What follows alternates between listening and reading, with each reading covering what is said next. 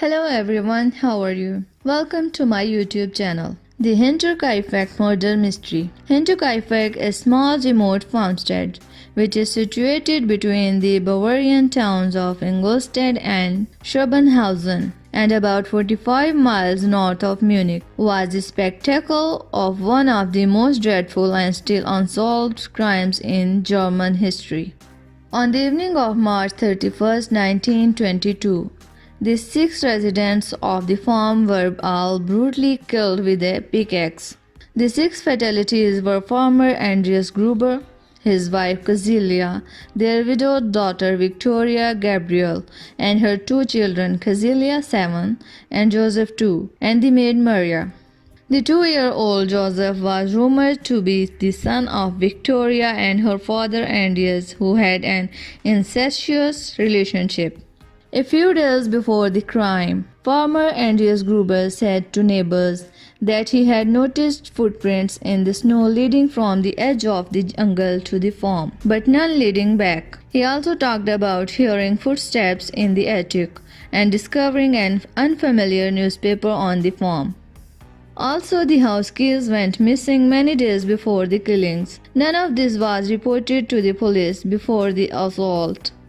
6 months earlier, the previous maid had left the farm, contending that it was haunted, and the new maid Maria Baumgartner only come on the farm on the day of the massacres and was murdered just hours later. On the Friday evening of March 31, 1922, someone managed to attract 4 members of the family to the barn one by one. Andreas Gruber, his wife Cazilia, their daughter Victoria, and her daughter 7-year-old Cazilia, where they were murdered. The perpetrator then went into the home where they murdered 2-year-old Joseph, who was sleeping in his cot in his mother's bedroom, as well as the maid Maria in her bedchamber.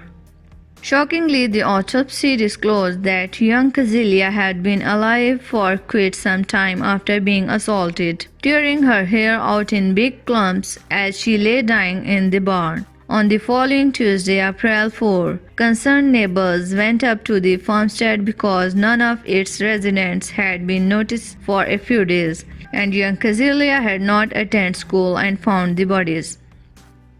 After substantial police investigations, an attainable suspect was not discovered despite more than 100 suspects being questioned. The police had in the first instance doubted the intention to have been a robbery and investigated various residents from the surrounding villages as well as traveling craftsmen and wanderers. The robbery theory was nonetheless abandoned when a huge amount of money and valuables were discovered to still be in the house. It is thought that the family's murderers stayed at the farm for various days after the killing, as neighbors saw smoke billowing from the chimney, and someone had fed the cattle and eaten food in the kitchen. Anyone looking for money would certainly have ransacked the place and found it. But as to why anyone would stay at the murder scene for many days afterward remains a total mystery, particularly as no struggle was made to hide the bodies. The casualty of Carl Gabriel, Victoria's husband, who had been reported murdered in action in the French trenches in World War I, was even called into question, and his corpse had never been discovered. Despite his, most of his fellow soldiers reported seeing him perish, and their reports were believed by police. Although rumors persist, they found out about his wife's incestuous connection with her father, and went back to the farmstead and murdered the whole family in a crime of passion. Nonetheless, most sources agree he was already looking to leave his wife long before actually going to war, and almost clearly did die in action. Suspicion then fell on Lawrence Schlittenbauer, who had been a former partner of Victoria's. Victoria had always contended that 2-year-old Joseph had been Schlittenbauer's son, and it was believed that Schlittenbauer could have lashed out in a jealous fit of anger, having found the child was the result of her incestuous relationship with her father Andreas. Another possible intention was that Victoria had been on the verge of suing Schlittenbauer for alimony payments shortly before the killings occurred. He also just happened to be one of the members of the actual search party who had gone to the farm to look for the Grubers after they had gone missing. While he had been there, it was noted that the dog tied up in the barn and had taken a special dislike to Schlittenbauer and had barked profusely at him at the entire time he had been there.